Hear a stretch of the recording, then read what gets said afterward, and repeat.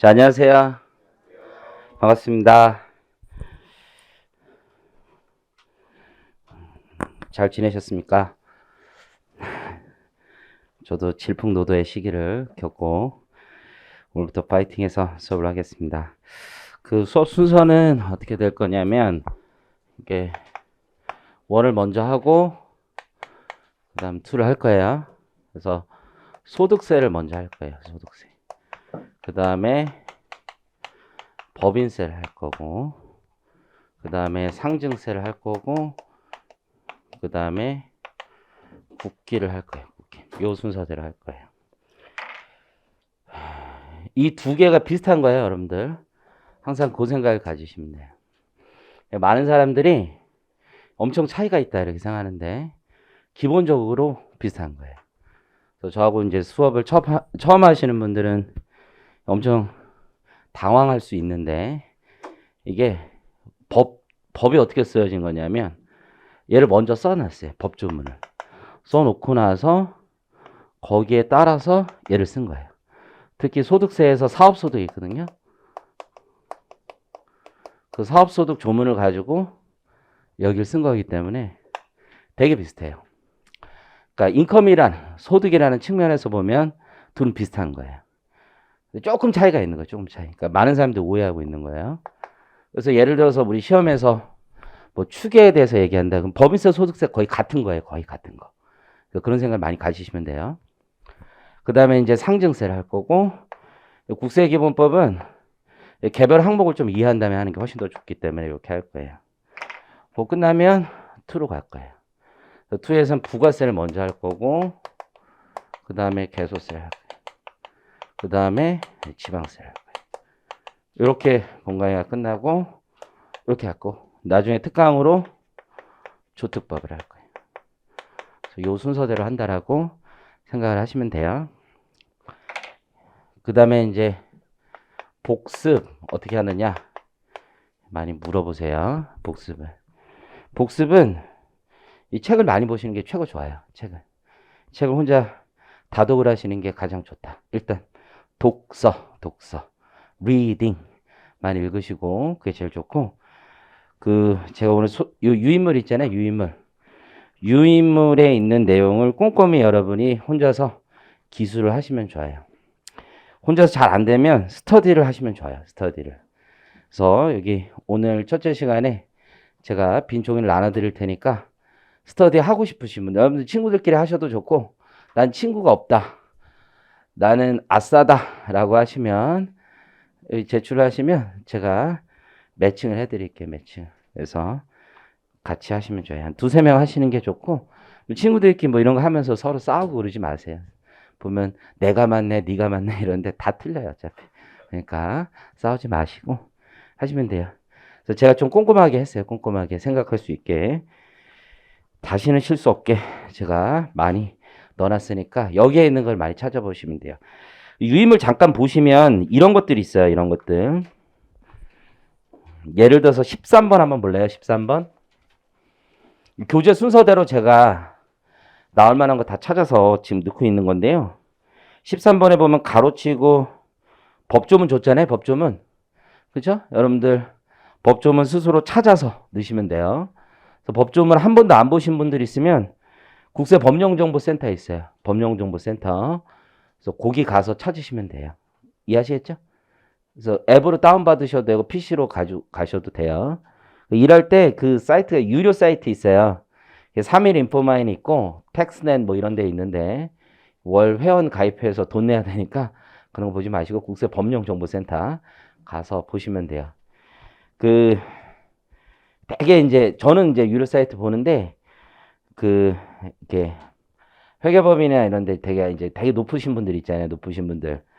자기 잘 안 보니까 법령정보센터 그냥 보면서 사는 사람들도 있어요.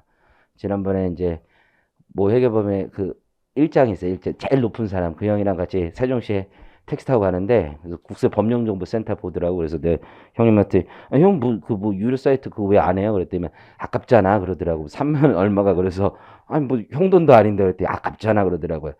그래서 그런 아끼는 자세 굉장히 제가 본받아서 나도 안 쓸까 그렇게 잠깐 생각했는데 어쨌든 간에 또 어떤 사람들은 이제 회계법인 다니면은 클라이언트 앞에서 그런 거 보지 말고 국세 법률정보센터만 보라 뭐 이런 사람도 있을 정도에 되게 잘 돼 있어요. 그러니까 한번 보시고 이렇게 찾으시면 되고 18번 한번 보세요. 18번.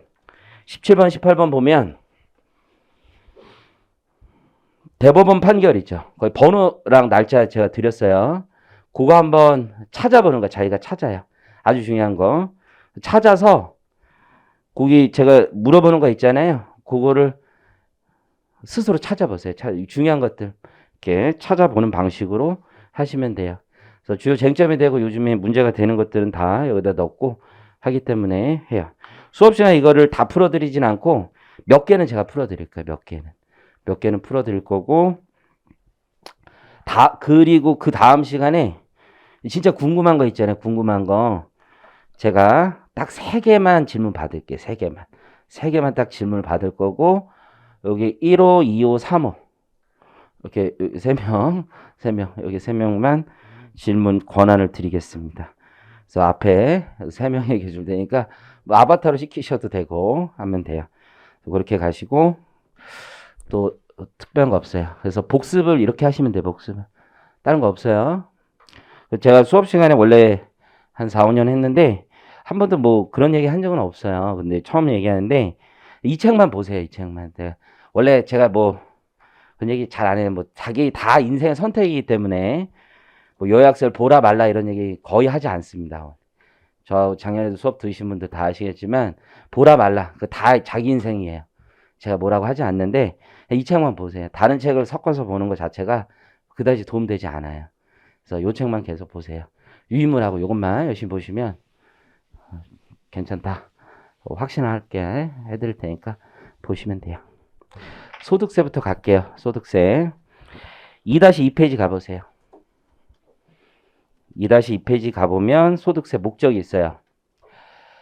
자, 여러분들 이따가 제가 핸드폰을 안 가져와서 그런데 이따가 같이 쉬는 시간에 혹시 법조문 다운 같은 거 안 받으신 분은 다운 한번 받아보시고 같이 한번 어떻게 보는지 말씀을 드릴게요. 모든 법에는 보통 목적이 있어요. 목적이 1조에. 이 법이 추구하는. 그리고 세법이라는 법은 없는 거예요. 세목만 있는 거예요. 세목. 그러니까 소득세법에 이렇게 따로 있는 거예요. 소득세를 과세하는 거지. 소득세법은 우리 개인의 소득에 대해서 이게 소득세법 목적이 되게 중요한데 우리가 개인들이 돈을 벌 거 아니에요. 돈을. 그죠? 개인이 돈 버는 건 사실 많아요. 그죠? 우리가 부자가 되는 길이 뭐가 있어요? 부자가 되는 길이. 생각을 했을 때 부자. 다 부자 되고 싶어 하는 거 아니에요? 대부분? 공부 부자 되려고 하는 거잖아요. 그렇죠? 근데 나도 웃으면서 하려고 열심히 지금 많이 가슴을 추스리고 하고 있어요. 부자가 되는 길이 뭐가 있어요? 나 한 3가지 있다고 생각하거든요. 본인 생각이 뭐가 있어요? 사업, 비즈니스 아주 중요한 거예요. 사업을 하는 거예요. 사업. 그렇죠? 사업을 하는 거예요. 월급을 받아서 부자가 되는 건 좀 쉽지가 않아요. 임원이 되기 전까지는 보통 쉽지 않아요. 임원도 뭐 중소기업 임원 말고 진짜 대기업 임원. 근데 너무 나이 들어서 시작하는 거죠. 젊은 나이에 막 이렇게 막 간지 있는 차 몰고 싶은데 막 할배돼 가지고 막 포르쉐 막 이러면 좀 그런데 약간 어쨌든 또 뭐가 있을까요? 투자. 2개가 나왔네. 투자. 이제 하나 남았어요. 뭐가 있어요? 뭐가? 제일 힘든 거네. 힘든 거. 하나. 본인이 그런 게 아니라서 모르겠어요? 뭐가 있어요? 당연하죠. 주식도 투자. 없어요? 부자가 되는 길 세 가지인데. 그렇죠. 금수저. 이거예요, 이거. 이 3가지 중에 하나예요. 이거 이외에는 다른 답은 없어요, 여러분들 인생. 이 3가지 빼고는 절대 없어요. 제가 인생을 살아본 결과 좀 부자들 많이 만났을 거 아니에요. 이거 이외에는 아무것도 없어요. 얘는 상속 증여가 알아서 커버하는 거고, 그렇죠? 이제 얘가 소득세 영역인 거예요. 그렇죠? 불로소득, 금수저 불로소득이잖아요. 상속 증여도 그래서 누진으로 하는 거고, 얘도 누진으로 하는 거예요, 기본적으로. 그렇죠? 근데 이게 투자에 관련된 세금은 누진으로 하는 게 되게 애매해요, 사실은. 왜냐면 투자로 하다 보면은 투자에 대한 세금을 누진세로 하다 보면은 이따 배우게 얘기하는데 이 세금의 조세 중립성을 해칠 수가 있어요. 그러니까 의사결정이 막 왜곡돼요. 막 사람들이 팔까 말까 팔까 말까 이러는 게. 그래서 이게 플랫세율이 되게 많아요. 이 비례세율이. 그러니까 주식의 경우 대부분 비례세율이잖아요. 그렇죠? 그런 것들이 많거든요. 그래서 어쨌든 세 가지 방법 어쨌든 이거는 이미 끝난 거고 끝난 거고 이거는 잘할 수 있을까요? 이거는 직관이 필요해요. 직관. 이거 이제 개인적인 생각으로 독서를 많이 하면은 가능하다고 봅니다. 독서 무슨 경제학을 시간 다 필요 없고 그냥 많이 심리를 알고 독서를 많이 해요. 여러분에게 남은 건 이겁니다. 남은 건 이거 하나 있습니다. 열심히 하시고. 그래서 어쨌든 돈을 버는데 그 중에서 우리는 사업하거나 투자하는 사람들 있죠. 이 사람들 소득에 대해서 과세하려고 하는 거예요. 그래서 소득의 이 말 되게 중요한 거예요. 성격과 성격 그리고 부담 능력에 따라서 그러니까 성격에 따라서 세금의 종류를 다 나누고 있는 거예요. 그래서 소득세법에서는 이자소득, 배당소득, 사업소득, 근로소득, 연금소득, 기타소득 이렇게 종합소득이라고 하는 것들 누진과세에 합산하는 것들 퇴직소득, 양도소득 뭐 이런 거 있잖아요. 이게 성격에 따라서 그룹핑을 해서 다 나누고 있는 거예요.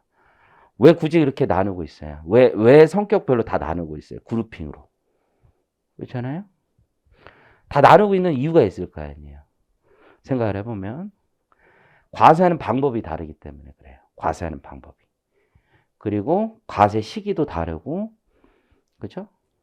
원천징수도 다르고 그런 것들이 다르기 때문에 그렇게 성격별로 다 나누고 있다고 보시면 돼요. 근데 이게 이렇단 말이에요. 첫째 시간에 좀 생각을 많이 해. 워밍업 같은 건데 이자, 배당, 사업, 근로, 연금, 기타 이렇게 있잖아요. 그렇죠? 이게 다 성격별로 다 다르거든요. 이게. 근데 이 중에서 되게 특이한 애가 있는 거예요. 이게 이 중에.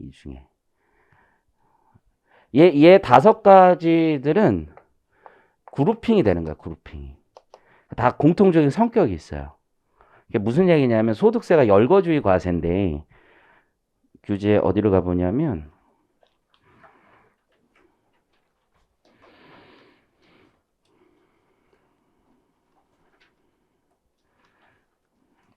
2-22페이지를 가보시면 이자소득이 소득세법 16조에 있거든요. 16조에. 16조에 봐도 1호부터 13호까지 다 그렇게 열거가 돼 있는 거예요. 그러니까 모든 그냥 이자라고 불리는 것들의 속성을 다 무조건 과세하는 게 아니라 1호부터 13호까지에 있는 이자를 과세한다고 돼 있는데 16조에 다 묶어서 과세하는 거예요. 얘네들의 공통적인 속성이 있고 이걸 그룹핑해서 과세하는 방식이 비슷한 거예요. 배당도 그렇고 다 그래요. 다. 이해하시겠죠? 그런데 저 뒤로 가서 기타 소득 하나만큼은 좀 특이한 거예요.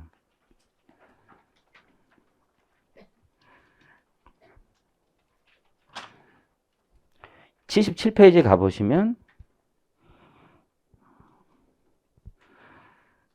21조에 보면 이렇게 돼 있다고요. 기타 소득은 이제 조문을 출발을 보면 이자, 배당, 사업, 근로, 연금, 퇴직, 금융투자 소득 및 양도소득 외의 소득으로서 다음 각 호에서 규정하는 것으로 한다. 그래서 동그라미 1번은 이제 항이라고 부르는 거고 그 아래를 호라고 부르는 거거든요. 그래서 각 호별로 다 과세하는데 기타 소득이라고 부른 이유는 그룹핑이 안 되는 애들을 다 묶어 놓은 거예요. 그러니까 공통적인 속성이라고는 찾아볼래야 찾아볼 수 없는 애들을 다 여기다 다 넣어 놓은 거예요. 그러니까 우리가 컴퓨터 뭐 관리한다고 치면은 컴퓨터라고 치면 대충 이런 거예요. 그 윈도우 컴퓨터에 있을 거 아니야, 그쵸? 그쵸? 이게 모아놓는단 말이야. 중요한 거 위주로, 무슨 파일 위주로. 이 아트 얘기하는 건 적당하지 않네요. 이상한 게 많아서 어쨌든 간에 여기로 하면은 이게 뭐 문서 파일이 있으면 잡동사니 하나 모아놓은 거 있잖아요. 여기가 잡동사니 파일인 거야, 한마디로. 폴더로 치면은. 그래서 다 몰아놓은 거야, 다. 그죠? 그래서 이쪽에서는 몰아놨는데 과세하는 방식이 또 되게 다양한 거예요. 이해하셨어요? 그래서 기타 소득 파트가 소득의 성격이 굉장히 다 독특한 거예요. 세법학에서는 그래서 기타 소득이 되게 소득세법 영역에서 특이한 애인 거야. 특이한 거. 그렇죠? 그래서 예를 들면 이런 문제가 있어요. 교재 몇 페이지를 보냐면 19페이지 있죠. 19페이지. 19페이지에서 다음 페이지 한번 넘겨보겠어요? 쭉 넘겨보면 거주자의 종합소득과 퇴직소득 그 목차가 있는데 거기 기출문제 있잖아요. 기출문제. 그 밑에 보면은 제일 많이 나오는 게 기타소득인 거예요. 기타소득. 세법학에선. 그죠? 물어보기 제일 특이한 애들이 세법학의 법리라는 게 존재하는 파트가 소득세 영역에서는 기타소득인 거예요. 기본적으로. 이해하시겠어요? 이게. 특히 기타소득은 소득세 열거주의에서 핵심 중에 하나죠. 과세는 해야 되겠는데 여기에다 그룹핑 할 만한 것도 아니면은 마지막 창고에다가 갖다 밀어넣은 거야. 밀어넣은 거. 이해하시겠죠? 그래서 근래 이제 새로 나오는 것들 막 우리 청년들이 좋아하는 코인. 주말에 뭐 박살 났다면서요. 관심, 여러분 지금 그거에 신경 쓸 틈이 없죠. 저도 코인을 안 해요. 안 하기 때문에. 신문 보니까 박살이 나서 어떻게 됐느니 막 이런 얘기가 있는데 뭐 새로 생기는 거 다 거기다 밀어 넣는 거예요, 지금. 이해하시겠죠? 자, 다시 그럼 들어와 봐요. 2-2. 그래서 소득의 성격별로 이렇게 묶어 놓은 거고. 기타 소득은 그 성격이 뭔지 모르겠는데 어디다 묶어 놓은 거예요. 그리고 부담 능력에 따라 부담 능력을 우리가 아는 다른 말로 바꾸면 담세력이라고 할 수 있는 거예요. 담세력. 담세력에 따라서 적정하게 과세한다. 그리고 조세 형평, 조세 부담의 형평을 도모하고 재정 수입의 원활한 조달에 이바지함을 목적으로 한다. 이게 뒤에 재정 수입의 원활한 조달에 이바지함을 목적으로 하는데 이게 세금의 근원적인 목적인 거죠. 한마디로 하면 삥을 뜯는 거죠. 뭐 국가가 우리한테 뭐 해주는 게 뭐가 있어요? 해주는 거 아무것도 없죠. 라고 생각할 수 있어요. 그죠? 아니, 세금을 내든 안 내든 똑같이 해주는 거잖아. 본인 물론 부가세 간접적으로 부담할 수 있지만, 경제학적으로 부담할 수 있지만, 뭐 그렇게 뭐 세금 많이 내는 거 아닐 수 있잖아요. 그쵸? 저는 조금 얘보다는 낼 거 아니에요. 너보다는 조금 낼 거 아니야. 그쵸? 하지만, 뭐, 얘랑 나랑 누구한테 맞고 있으면 경찰이 와서 얘부터 챙기던 나부터 챙겨야 될 이유는 없잖아요. 나부터 챙겨줬으면 좋겠지만, 얘부터 누가 더 세금을 많이 냈다고 더 챙겨주는 거 아니야, 말이야. 그냥 삥 뜯는 거야, 그냥. 조세라는 게 그거죠. 그래서 이제 소득세의 특징을 보면 거기 아래에 나와 있죠. 담세력에 따른 세제다, 이거. 담세력. 돈 많이 벌면 많이 내는 거야. 담세력. 그리고 소득의 성격에 따라서 소득을 구분하고 있다라는 거예요. 그럼 담세력이라는 게 이제 같은 돈을 벌면 같은 세금을 부담해야 된다는 거죠. 결국은 담세력이라는 건 평등의 관점에 있는 거예요. 평등, 공평의 관점에서 출발하는 거죠. 많이 벌면 많이 내야 된다는 건데 그럼 봐요. 1억을 번 사람이 있고 1,000만 원을 번 사람이 있으면 둘 다 10%씩 내는 게 과연 인민주의적 공평의 관점에서 맞냐 이런 거지.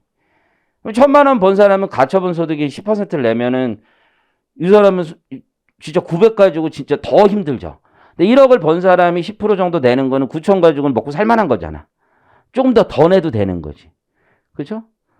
그게 평등이라고 생각을 하고 10억을 번 사람이라면 한 절반 내도 된다고 생각하는 사람들이 보통 사람들인 거죠. 또 내는 사람은 또 얼마나 아깝겠어. 그 사람 아까울 수도 있잖아. 그럴 수도 있잖아. 그렇지 않아요? 그럴 수도 있잖아요. 뭐 그 사람의 마음이 돼서 생각을 해본다면 그럴 수도 있잖아요. 자, 어쨌든. 자, 거기 소득세는 담세력에 따른 세제 세 번째 줄을 보면 담세력이 같으면 같은 세금을 부담하여야 하고 뭐 이런 건 이제 수평적 평등 이렇게 얘기를 하죠. 담세력이 다르면 담세력에 따라 달리 세금을 부과해야 한다. 이 수직적 평등 이렇게 얘기를 하죠. 이게 중요해요. 소득의 성격에 따른 소득의 구분이라는 게 중요하죠. 한번 읽어보면 이게 누진세율, 결국 이제 담세력에 따라서 세금을 달리 부과하고 있으니까 누진세가 소득세에서 기본 이념이 되는 거죠. 그러니까 담세력에 맞게 부과하려면 누진세를 취할 수밖에 없는 거예요. 기본적으로. 누진세율이 적용되는 소득세법에서는 합산할 건지 아니면 분리하여 과세할 건지에 따라서 세부담이 엄청 달라지겠죠. 그렇잖아요? 여러분들이 이제 세무회계 배우면 이게 뭐 그냥 합산, 분리, 막 계산만 이렇게 생각하는데 그 사람의 마음이 돼서 생각해 보면 되게 다른 거예요. 엄청 다른 거거든요. 요즘에 부자들이 이제 되게 많이 하는 게 뭐 CFD 뭐 이런 거 들어봤어요? 그런 게 있어요. 그런 뭐 CFD라고 되게 많이 하는 거 있는데 파생상품이에요. 파생상품. 근데 실질은 바닥과 거의 비슷하거든. 근데 이 파생상품이 뭐 이게 예를 들어서 요즘에 우리나라 부자들이 좀 하는 거야. 외국에 있는 부동산을 사는데 이걸 패키지 구조화를 시켜서 돈을 넣는데 좀 안정적인 상품이야 나름. 그럼 거기다 돈을 넣잖아. 그럼 거기서 돈을 받게 되는데 그 돈이 파생상품 이익으로 과세가 돼 지금 세제가. 금융투자소득세가 생기 23년 전에 가입한 사람들은. 그래서 많이 지금 들어갔어. 그럼 얘가 진짜 최고인 게 뭐냐면 세율이 10%야 10%. 10%면서 아름다운 이유가 뭐야? 합산과세를 안 한단 말이야. 양도세니까. 그러면 여러분들 잘 모르겠지만 이게 종합소득으로 과세가 되면은 우리나라 세제에서 또 문제가 현실에서 문제가 뭐냐면 건강보험료거든요. 건강보험료. 이 건강보험료가 좀 많이 나와요. 이게 종합소득이 과세가 되면 6% 정도 내야 돼. 종합소득이 6%를 따로 내야 돼. 세금 내는 거 말고. 그래서 건강보험료 많이 내는 사람 한 달에 몇백만 원 이렇게 낸단 말이야. 건강보험료만 몇백만 원 낸단 말이야. 병원에 안 가는 사람도 몇백만 원씩 낼 수 있단 말이야. 그렇잖아. 그런 게 되게 많아요. 그러니까 이게 분리과세냐 합산과세냐는 진짜 부자들의 세계에서는 어마어마한 거예요. 이게. 합산과세? 아 너무 싫지. 근데 분리 얘기만 들어도 막 흥분이 되는 거지, 이 사람들. 막 미쳐버리는 거야. 분리, 막 이 말만 들어도. 이해하시겠어요? 그렇죠? 또한 특정 소득이 이게 이게 양도소득인지 아니면 종합소득인지 여부에 따라서 세율도 달라지는 거죠. 누진세냐. 양도세는 또 비례세율도 많고 다양하잖아. 또 양도세라고 해서 무조건 유리한 것도 아니잖아요. 그렇죠? 예를 들어서 부동산 매매업을 한다라고 하면 이 세율이 굉장히 종합소득으로 가서 적게 되지만 양도세로 가서 비교과세 되면 또 올라갈 수도 있고 여러 가지 차이가 있을 수 있잖아요. 또 중과가 되는 경우 굉장히 세부담이 더 늘어날 수도 있는 거고. 소득 금액을 산정하는 방식도 다르죠. 그러니까 경비가 인정되는지 아닌지 또 다른 거잖아. 이자 소득이면 필요경비가 없고 사업소득이면 필요경비가 있을 것이고 종합소득 중에서 이자냐 배당이냐 사업이냐 이런 거에 따라서 언제 소득의 귀속 시기가 결정되는지. 우리가 소득세제는 다 기간과세예요. 다 기간과세 세목. 그러니까 기간과세 세목이니까 언제 귀속되느냐가 굉장히 중요한 거죠. 왜냐하면 기간과세 세목이기 때문에 누진세가 의미가 있는 거예요. 누진세가. 그러니까 이런 사람들이 있어. 젊었을 때는 돈을 못 벌다 갑자기 이렇게 버는 사람도 있을 거 아니야. 플랫하게 버는 사람도 있고 인생이 또 이렇게 가는 사람도 있고 다양한 종류가 있을 거 아니에요. 그렇죠? 그러면 일시에 많이 버는 사람들은 굉장히 높은 세금을 부담하는 거야. 이 사람들보다 누진세에 있어서. 연예인들 이런 사람들이 되게 억울해요. 나는 무명으로 10년을 갱신히 버텨고 살아서 그때는 돈 한 푼도 못 벌었는데 갑자기 1, 20억 벌었다고 절반을 내라고 하면 이게 말이 되냐 이런 얘기를 많이 한단 말이야. 그렇죠? 그 사람들 되게 열받을 거고. 기간과세에서 늘 생기는 문제예요. 그리고 기간과세가 생기니까 무슨 문제가 생겨요? 적용 세율 뭐 이런 게 다 문제가 되는 거죠. 지금 어제 12월 2일 날 이제 법이 통과가 됐는데 이게 통과됐단 말이야. 아, 짜증나는데. 양도세 비과세 기준이 고가주택 기준이 9억에서 12억으로 통과가 됐어 지금 본회의에서. 근데 이것도 이제 정치권에서 그냥 얘기는 뭐 별 얘기는 안 할게요. 정치권에서 어쨌든 이제 이걸 시행 시기를 보통은 법이 바뀌면 내년부터 바뀌면 1월 1일 이후 양도분부터 적용한단 말이야 기간과세면. 근데 마음이 이제 또 급하니까 여야가 합의해서 공표일부터 하는 거야, 공표일부터. 공표하고 나서 20일 있다 이제 시행이 된단 말이야. 공표일부터 지금 파는 사람부터 막 한단 말이야.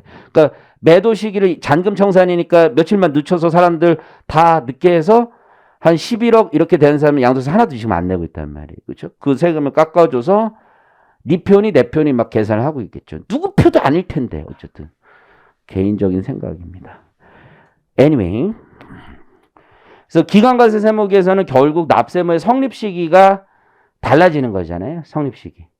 그러니까 그 귀속 시기가 성립 시기하고 맞물려 있으니까 세율도 달라지고 관련 규정도 달라지고 과세 여부도 달라지고 다 달라질 수 있는 거죠. 그래서 소득세법은 담세력에 따른 공평과세를 실행하기 위해 소득의 성격에 따라 결국 우리가 열심히 다 구분해서 지금 배우고 있다라는 겁니다. 이해하시겠죠? 그래서 우리 첫째 시간에 제가 늘 하는 건데 이게 세법에서는 중요한 지도 이념이 있다는 거예요. 세법의 지도 이념.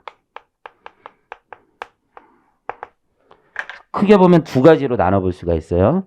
세법은 되게 효율적인 세금이 돼야 돼요. 효율성.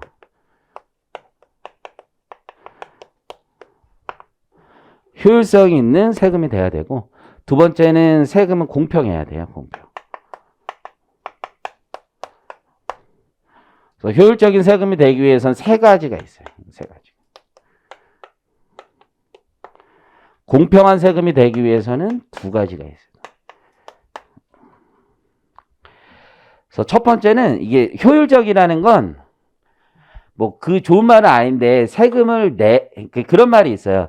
세금을 납세자가 내는지 모르게 걷어야 된다 이거지. 깃털을 뽑듯이. 거위의 깃털을 뽑듯이. 모르게. 그죠? 그 표현의 첫 번째가 조세의 중립성이라는. 즉 세금 때문에 사람들의 의사결정이 바뀌면 안 된다는 거죠. 조세는 중립적이어야 된다는 거예요. 그럼 지금 이 법 바뀌는 건 막 9억에서 12억 바뀌고 막 이렇게 갑자기 바뀌고 이런 게 중립적인가요? 1도 중립적이지 않죠. 1도. 의사결정에 팍팍팍 영향을 미치잖아요. 막 매도 시기를 조정하고 막 이러잖아요. 그렇잖아요? 조세는 중립적이어야 돼, 기본적으로. 근데 그런 세제가 되게 많은 거야. 우리가 예를 들어서 배당세액 공제를 해준다. 이런 거 다 조세의 중립성을 위한 거예요. 내가 개인 사업자로 운영을 할지 법인의 형태로 운영할지 조세의 중립성을 위한 겁니다. 외국 애들이 우리나라에 법인을 설립할지 아니면 지점 형태로 설립할지 의사결정을 하는 데 있어서 지점세 등을 통해서 조세의 중립성을 추구하겠다. 이런 것들이에요. 조세의 중립성. 그래서 효율적이어야 돼. 세금이 납세자들의 경제적 의사결정에 방해가 돼서는 안 된다라는 게 첫 번째입니다. 두 번째는 법적 안정성인 거예요.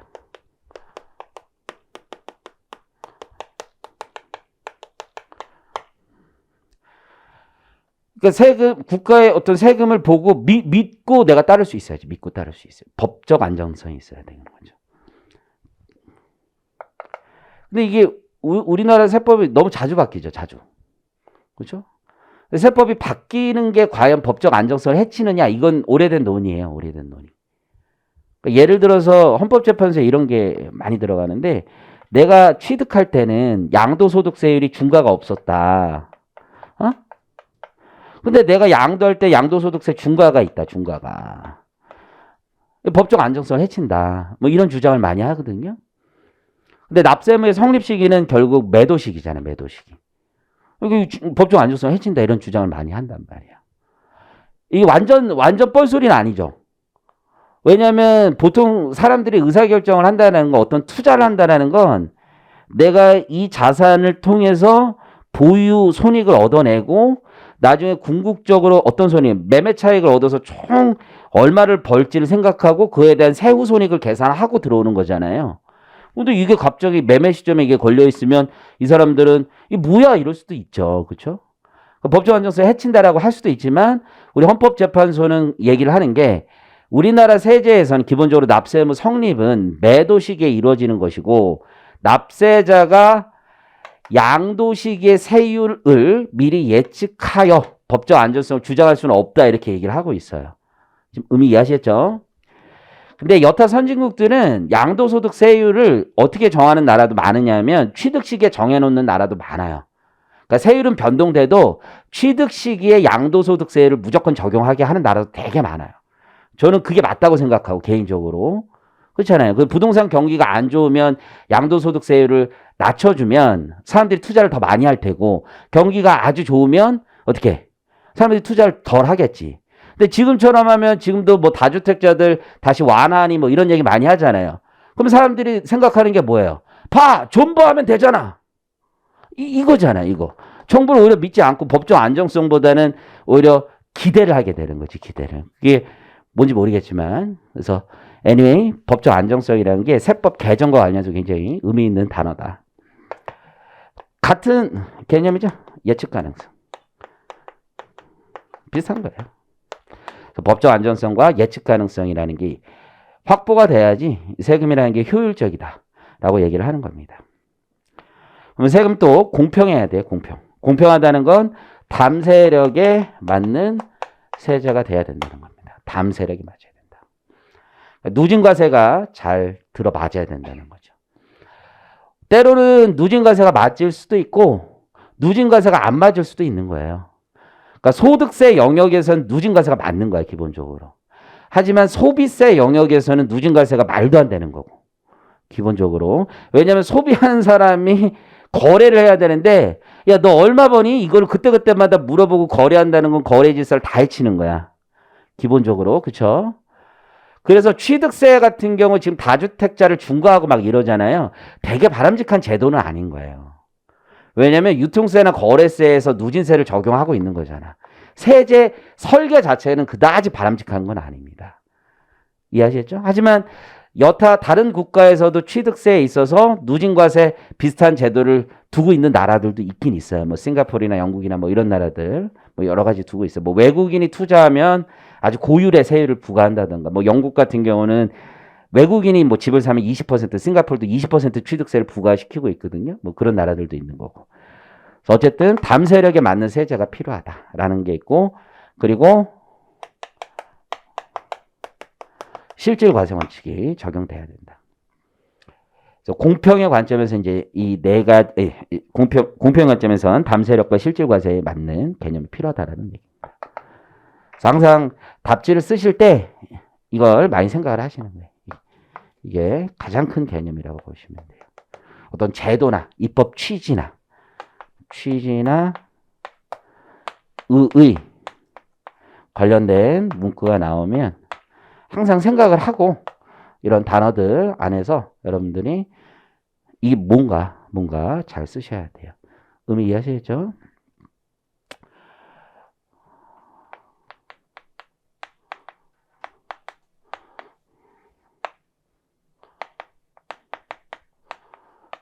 근데 취지나 의의에서는 이런 것들도 있어요. 조세흡 행위를 규제하기 위해서 만든 것들도 있어요. 그러니까 취지나 의의는 우리 원쌤이 이렇게 얘기 5개 해줬으니까 난 무조건 이거 5개다 이거가 아니라 이걸 살려서 쓰는 게 좋다라는 얘기고, 많은 우리 세법의 제도는 조세흡 행위를 규제하기 위해서 사전에 입법으로 만들어 놓은 제도들도 많아요. 그래서 그것도 참고를 하시고. 자, 그 다음에 납세 의무로 가보겠습니다. 소득세 납세 의무. 소득세법, 이제 모든 세법 전에는 이렇게 출발해 목적이 있고, 그 다음에 주요 정의가 있어요. 주요 정의.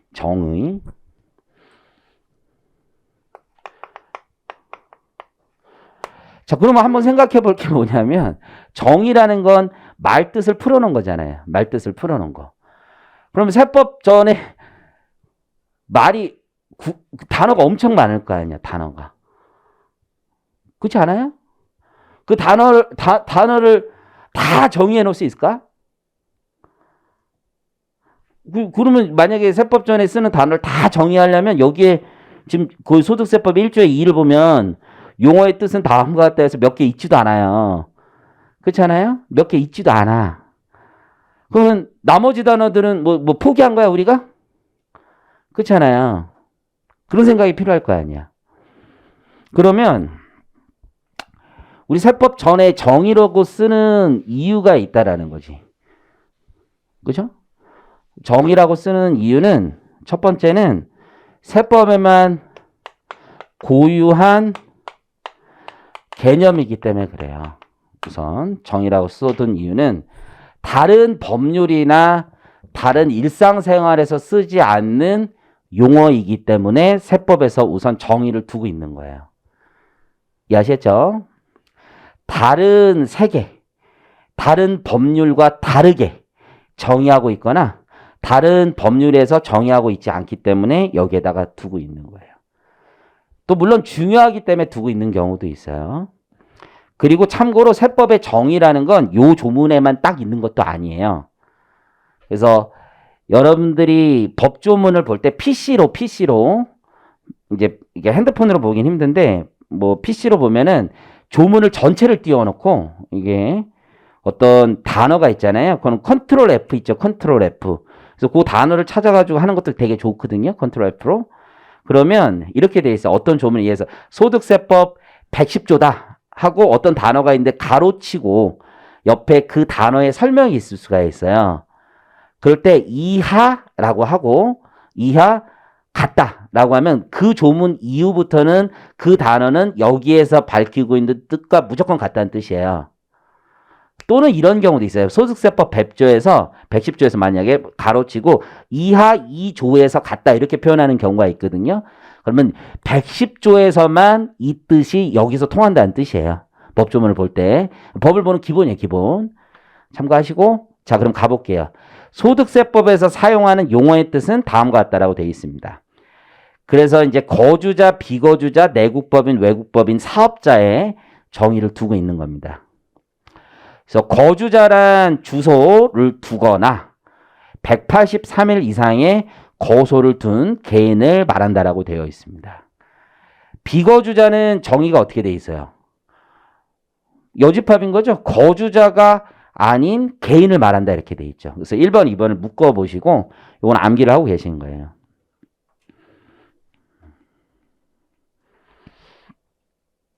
그러면 우리 세법이 왜 거주자와 비거주자를 굳이 이렇게 구분하고 있느냐라는 출발이 필요하겠죠. 소득세법이. 소득세법이 거주자와 비거주자를 구분하는 가장 큰 이유는 서로 과세 범위와 과세 방식이 다르기 때문에 그래요. 그래서 거주자와 비거주자를 이렇게 구분하는 이유는 첫 번째 과세 범위도 다르고 두 번째 과세 방식도 다르기 때문에 그래요. 왜 구분하는지를 알고 있어요. 그렇죠? 거주자인 게 꼭 유리하느냐? 비거주자인 게 꼭 유리하느냐? 그렇지도 않아요. 전혀 그렇지도 않아요. 이제 저랑 같이 우리 지난주에 술 마셨었잖아요. 그쵸? 그때 왔던 여학생 기억나죠? 그 합격한 그 친구가 요즘에 경정을 좀 많이 하는데 제가 다 판 깔아줬습니다. 솔직히. 다 판 깔아주고 돈은 네가 벌어라. 아마 되도 않는 거. 이걸로 돈 벌어요. 요즘에 이걸로. 들었죠? 그렇죠? 양도세 비거주자인데 거주자 판정 뭐 이럴 수 있잖아요. 그렇죠? 그래서 얘는 거주자이냐 비거주자이냐에 따라서 다를 수 있잖아요. 그래서 비거주자이면 1세대 1주택 비과세를 못 받는데 거주자이면 1세대 1주택 비과세를 받거나 고율의 장기 보유 특별공제를 받을 수 있잖아요. 그거로 해서 경정 청구를 받는 거예요. 그렇게 할 수 있거든요. 그렇죠? 이제 그런 것들이 오히려 거주자가 유리할 수도 있는 거죠. 우리가 일반적으로 거주자면 불리하다 이런 생각을 많이 가지고 있지만 그렇지 않아요. 거주자가 훨씬 더 유리할 수 있단 말이에요. 이해하시겠죠? 어려운 거 아니에요. 그렇죠? 그래서 거주자의 정의와 비거주자의 정의에 따라서 엄청나게 다르다는 거죠. 그럼 과세 범위는 어떻게 다르냐? 거의 납세 의무편을 보면 돼 있죠. 소득세법 2조 1항에 가보면 이렇게 돼 있어요. 교재 2-3페이지 중간에 있는 조문을 보시면 다음 각호 1호하고 2호에 어느 하나에 해당하는 개인은 소득세법에 따라 각자 소득에 대한 소득세를 납부할 의무를 진다라고 되어 있고, 거주자는 소득세법에 따라 그냥 소득세 납부할 의무가 있다라고 얘기를 하고 있고, 비거주자로서 국내 원천 소득이 있는 개인도 납세 의무가 있다라고 얘기를 하고 있어요. 그럼 비거주자는 무조건 소득세법에 따라 납세 의무를 지는 게 아니라 어떤 경우에 하나여 납세 의무가 있다는 거예요.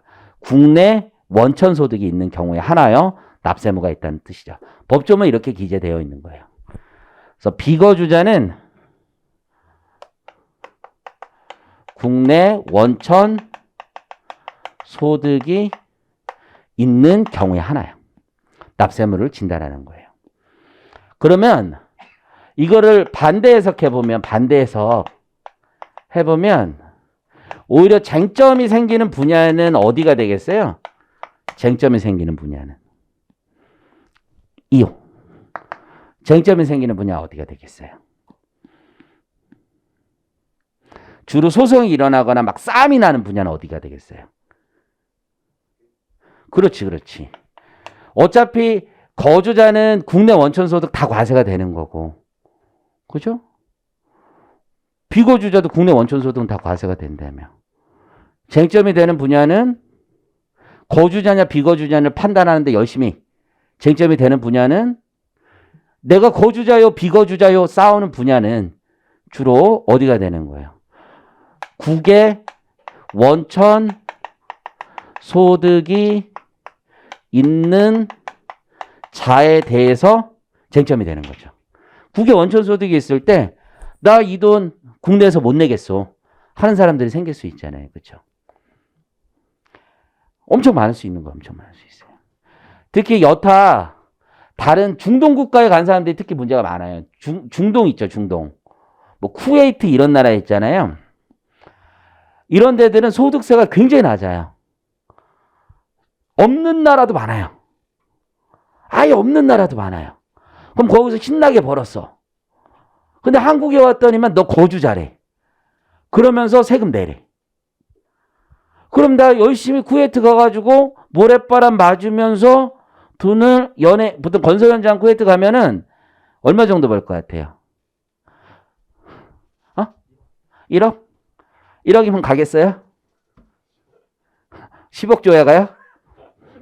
이게 10억이 얼마나 큰 돈인지 감을 못 잡네. 공 하나 더 붙이는 게 얼마나 큰 돈인지 감을 못 잡아요. 그렇잖아요? 그렇죠?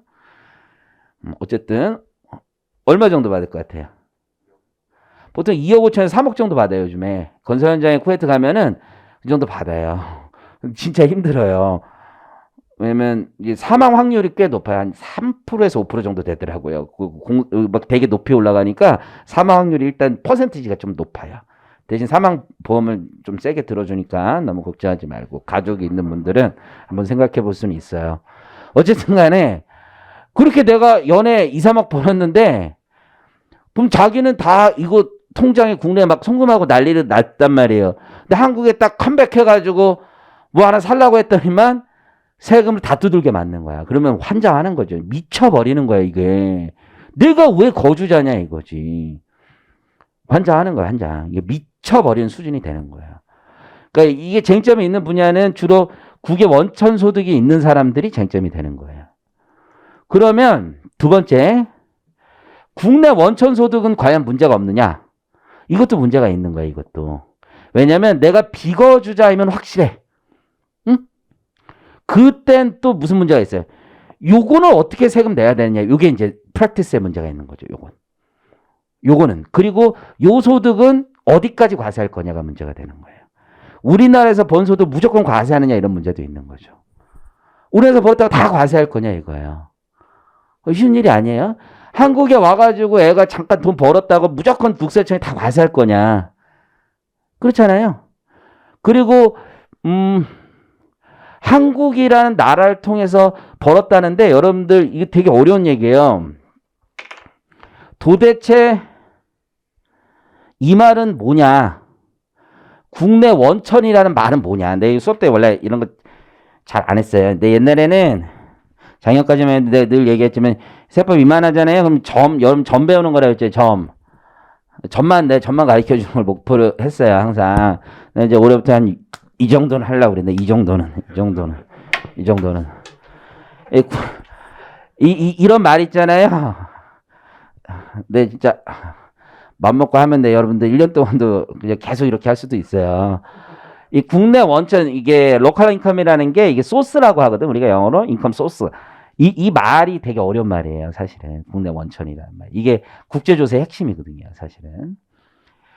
그 얘기는 조금 이따 얘기하고. 그래서 이게 두 가지가 쟁점이라는 거예요. 일단 이해하시겠죠? 그리고 소득세법의 체계를 좀 이해하시는 게 중요해. 자, 다시 한번 해보면 정의에서 어떻게 돼 있다. 거주자와 비거주자를 가르고 있고, 거주자는 주소가 있거나 또는 183일 이상의 거소를 둔 자를 얘기하고 있고, 비거주자는 거주자가 아니면 비거주자라고 얘기하고 있는 거예요. 그러니까 거주자를 밝히면 되는 거고, 그죠? 주소를 그다음 밝히면 되는 거죠. 그리고 비거주자는 국내 원천 소득에 대해서만 과세한다는 걸 알게 됐어요. 그리고 3조를 가볼게요. 3조. 거주자, 거기 아래 가보면 이렇게 돼 있어요. 거주자에게는 다시 확인하고 있죠. 소득세법에서 규정하는 모든 소득에 대해서 과세한다고 얘기를 하고 있어요. 다만 해당 과세기간 종료일 10년 전부터 국내 주소를 두거나 주소나 거소를 둔 기간의 합계가 5년 이하인 외국인 거주자에게는 과세 대상 소득 중 국외에서 발생한 소득의 경우 국내에서 지급되거나 국내로 송금된 소득에 대해서만 과세를 한대요. 이거는 왜 그러냐면, 자, 생각을 해보세요. 외국인데 우리나라에 직업을 갖게 돼서 거주자가 된 거예요. 단기체류 외국인이에요. 이 사람들을 과세한다는 건 현실적으로 국세청이 무리한 거예요. 무리한 거. 그러면 이 사람의 통장을 다 까야지만 과세하는 거예요. 국외 원천 소득을 과세하려면 적어도. 자, 봐요. 외국에가 거주자가 됐어요. 거주자가 됐으면 국외 원천 소득에 대해서 과세를 해야 돼요. 그러면 얘 해외 계좌를 까야 되는 거야. 그럼 자료, 정보 제공 요청을 해외 국세청으로부터 받아야 되는 거예요. 지금 이해하셨어요? 그런 거 하는 거 아니야. 그리고 OECD에서 그런 거 하지 말라고 돼 있어요, 여러분들. 기본적으로 하는 거 아니야.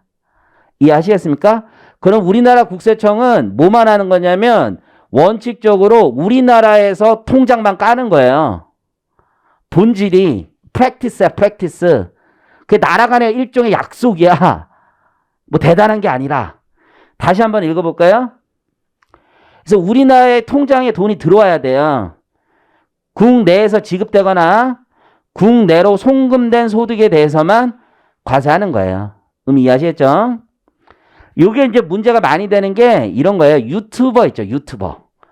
유튜버들이 외국 애들이 우리나라에서 활동하는 애들이 있어요. 그런 데 있거든요. 재작년인가 조사를 받아가지고 누가 한 명이 찾아왔어요. 근데 그 친구가 한국에서 돈을 되게 이렇게 쭉쭉쭉 받은 거예요. 근데 걔는 외국애잖아요, 외국애. 외국애인데 걸린 거야, 걸린 거. 근데 얘가 통장을 만약에 외국에서 받았어. 그렇다면 얘는 과세가 안 되는 거예요, 무조건. 그렇잖아요. 뭐 USA에서 받았던 뭐든 상관없어요, 그러면. 왜냐면 이게 여러분들 유튜버 소득이 국내 원천 소득으로 과세하기가 되게 애매한 소득이에요, 여러분들.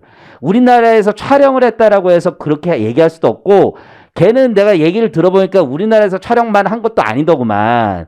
해외 나가서도 촬영을 되게 많이 했더구만. 촬영지 로케이션만 가지고 하는 것도 아니야. 서버를 기준으로 하는 것도 아니야. 되게 어려워, 이게. 어떻게 하는지가 엄청 어려워, 유튜버 기본적으로. 그래서 얘 소재지를 기준으로 하는 거야, 기본적으로. 얘 생활관계 소재지를 기준으로 이런 국내 원천소득의 소재지를 밝히는 거거든요. 이따 한번 얘기를 해볼게요. 국내 원천소득이 뭔지에 대해서. 그거를 정확하게 정의할 수도 없어, 국내 원천소득은. 소득의 구분별로 다 달라, 실제.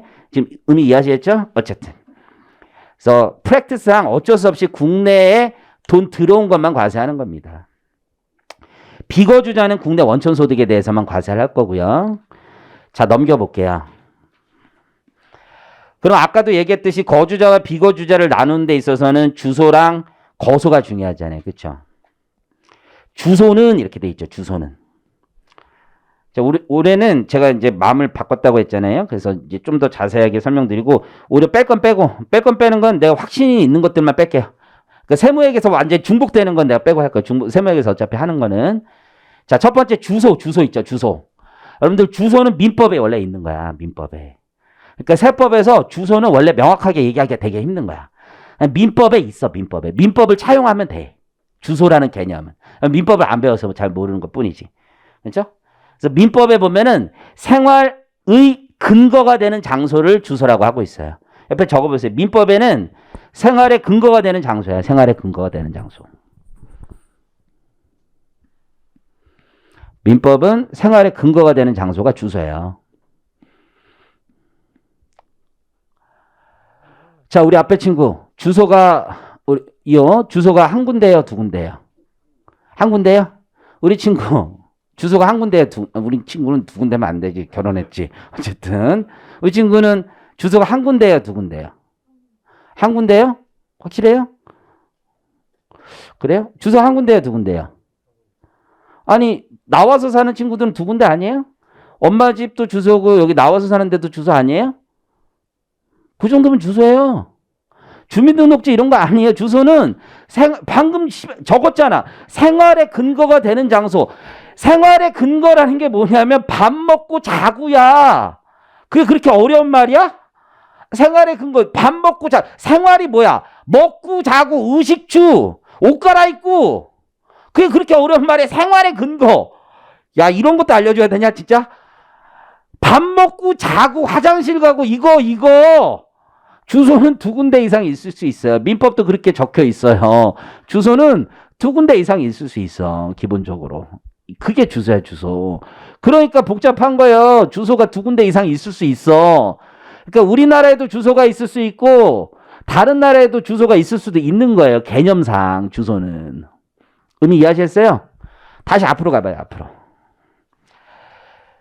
그래서 2-3페이지에 이렇게 돼 있죠. 거주자는 국내 주소를 두거나 이렇게 돼 있잖아요. 그러니까 주소라는 말 자체가 명확하게 되게 어려워요. 한 군데만 있는 게 아니에요. 근데 거소는 되게 명확해요. 183일 이상의 거소라고 돼 있잖아요. 거소. 거소 앞에 날짜가 있잖아요. 그렇죠? 왜냐면 거소라는 말은 민법에 없어요. 주소만 민법에 있어요. 세법에서 거소는 그냥 체류한 거소의 정의가 세법에 되게 자세하게 돼 있어요. 그리고 날짜도 정확하게 주고 있고.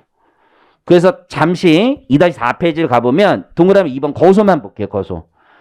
거소는 세법의 정의가 아주 디테일한 거예요. 사실은 명확해요. 주소지 외의 장소 중 상당 기간에 걸쳐 거주하는 장소라고 돼 있잖아요. 그렇죠? 그러니까 주소지 외의 장소 중에서 적어도 거소에는 해당하는지는 쉽게 우리가 이해할 수 있잖아요. 근데 주소인지 아닌지 판단 되게 어려워요. 이해하시겠어요? 왜냐면 민법에 따르면 웬만하면 주소인데 세법은 좀 더 엄격하게 가거든요. 왜냐면 과세권이 있는지 없는지를 판단해야 되니까. 그래서 세법의 동그라미 1번 암기하는 거예요. 세법은 민법보다는 좀 더 그 해석을 조금 불명확하게 해놨어요. 일반적으로. 국내에서 주소는 그러니까 민법 자체를 차용하지 않고 세법에서 좀 더 고유 개념화시켰다고 보는데 생계를 같이 하는 가족이 있어야 된대. 민법에 이런 말이 없거든요. 민법엔 혼자 살아도 내가 거기에서 살면 다 주소예요. 근데 세법만 이렇게 얘기를 하고 있는 거예요. 생계를 같이 하는 가족이 있어야 되는 거야. 그죠? 그래서 여러분들이 집이 원래 어머니 아버지 사는 집이 있고 나와서 여기 공부하기 위해서 따로 살고 있으면 여기는 주소가 아니야. 세법에 따르면. 하지만 민법에 따르면 주소인데 세법에 따르면 생계를 같이 하는 가족이 살고 있어야 된단 말이에요. 지금. 국내 소지하는 자산의 유무 등이라고 돼 있잖아요. 심지어 등. 거기에 덧붙여서 이건 또 뭔 소리예요. 생활관계 객관적 사실에 따라 판정한대죠. 도무지 읽어도 알 수가 없어요. 그래서 외우셔야죠. 도무지 읽어도 알 수가 없는 말이에요. 그렇죠? 생활, 자금, 주거 장소, 가까운 친척이 있는지 뭐 이런 것들을 가지고 판단하는 건 말이에요. 그래서 이게 대법원에 여러 번 올라갔어요. 이거 이 말을 가지고 어떻게 하느냐. 납세자에 있어서 납세자가 이 말을 가지고 내가 과세가 될지 아닐지를 판단하기 어렵다. 어떤 사람들 국외 원천 소득이 있는 자가 내가 거주자인지 비거주자인지 판단이 안 된다. 과세 요건 명확주의에 위배된다는 주장을 되게 많이 했단 말이에요.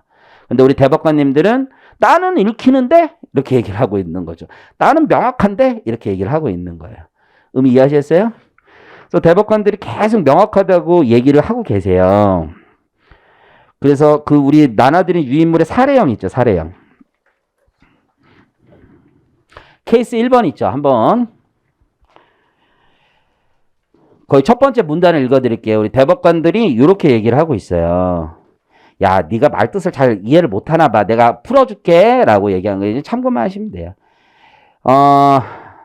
구소득세법 시행령에서 국내 주소를 가진 것으로 보는 요건을 들고 있는 국내 생계를 같이 하는 가족, 거기 생계를 같이 하는 가족 있죠.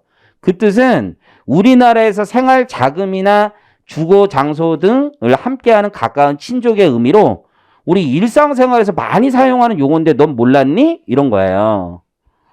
직업 및 자산 상태에 비추어 옛날에 이제 이런 거 옛날에 이런 말들이 있었거든요. 1년 이상 국내에 거주할 것으로 인정되는 때 옛날 기준이야. 뭐 183일 이상. 그런 기준들 보니까 이제 거주자 의제 요건들이 있었단 말이에요.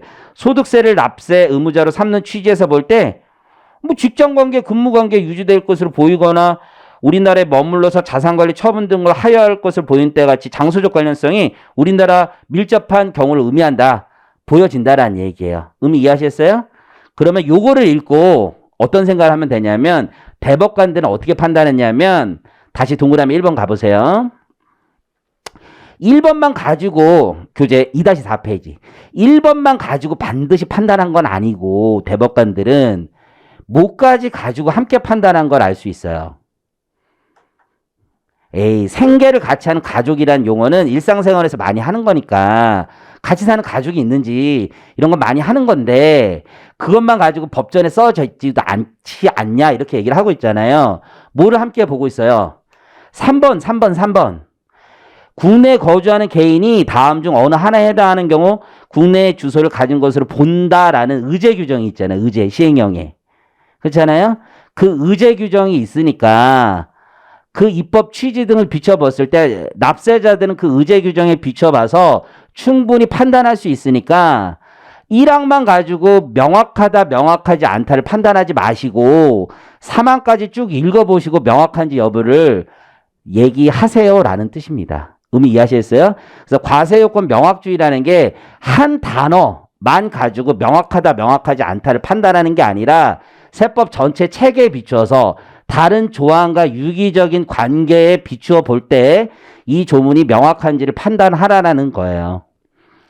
의미 이해하셨죠? 그래서 3항을 다시 한번 보면 국내에 거주하는 개인이 다음 중 어느 하나에 해당하는 경우에는 주소를 가진 것으로 의지한다는 뜻입니다. 그래서 통상 이제 계속하여 183일 이상 국내에 거주할 것을 통상 필요로 하는 직업을 가지거나 그렇죠?